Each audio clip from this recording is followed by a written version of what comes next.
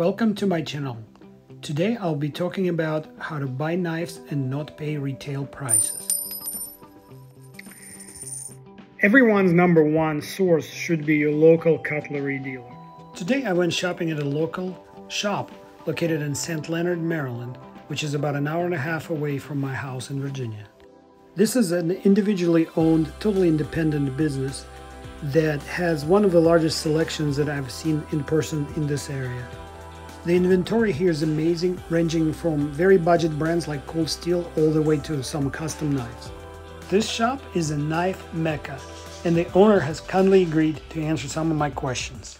Say hi to Mike, everybody. So a lot of guys ask me how I afford it, and I always tell them you got to get to know your local dealer. Just go to the store.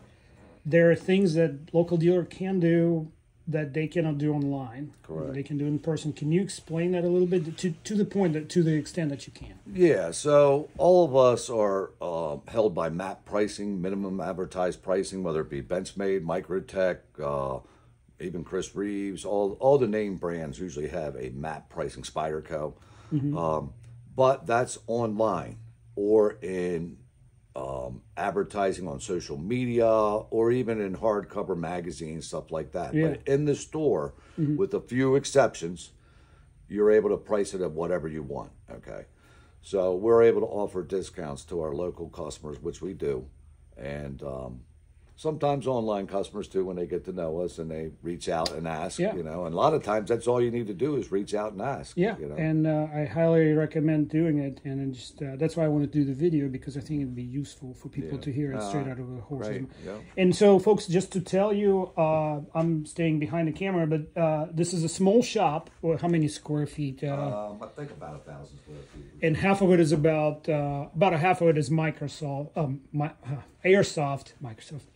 I wish it was Microsoft. Right? It's Airsoft stuff in the back here, but do you mind if I walk quickly through the knives? So here's a small collection of Spyderco, quote unquote small. You guys know some of these knives probably better than I do. And we get into a little bit of a more high-end stuff right here. And we keep on going. Medford Knife and Tool, or MKT collection here. Here's some Sebenzas. I see brand new releases from the Lion Steel from Italy on the second shelf there.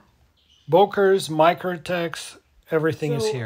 There's several Benchmade cases, which drives me nuts because I'm a Benchmade collector and I have to go to 3 different spots to look at them. But if you look at how it's organized, it kind of starts making sense, because all his black class here, the tactical knives, are in the Airsoft section. And that makes sense to me. Oh, look at this. He even has a new bailout from the SHOT Show. So I noticed Mike gets these. A lot of these knives come in as soon as they're released, and sometimes even sooner. And then he has to wait for the release date. And if you are interested in getting something on the day of release, then you come see Mike, and he'll make it happen. So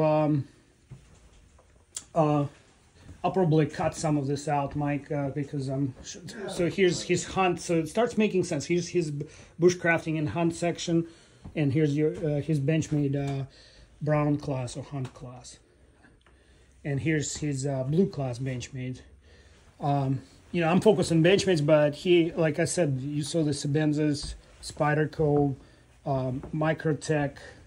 Every brand is represented, and then there are some less known semi-custom and custom makers, like there are a couple Bark River knives here, which you can't get anywhere else right now, as far as I understand, and so forth. So yeah, and this coming, you saw he has probably what, 10 Sebenzas in the case there. Yeah, probably the most we've had in quite some time, and we got more coming actually next week. I hear that you can go ahead and say it, but I think if you guys looking for Sebenza, you should give Mike a call, and I'll provide all the information and the links. Yeah. The predominant majority of my audience and subscribers are young men, and that's why I asked Mike what, in his opinion, is the best way to start a knife collection on a budget. Here's what he said. I'd say there's different ways people spend their money. You know, some people collect knives, some people spend it on recreation, whether it be going out to their local bar, dinner, you know.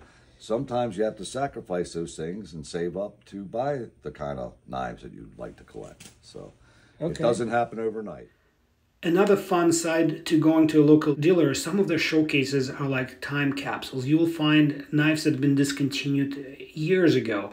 And because their costs are already sunk, they're very negotiable. So all you have to do is ask nicely and respectfully, and you will see what happens. And so what you see here is these time capsule knives that I got from Mike's shop on this visit and some previous visits. Did you want to say anything? Do you have any interest? No, but they can reach me on the web.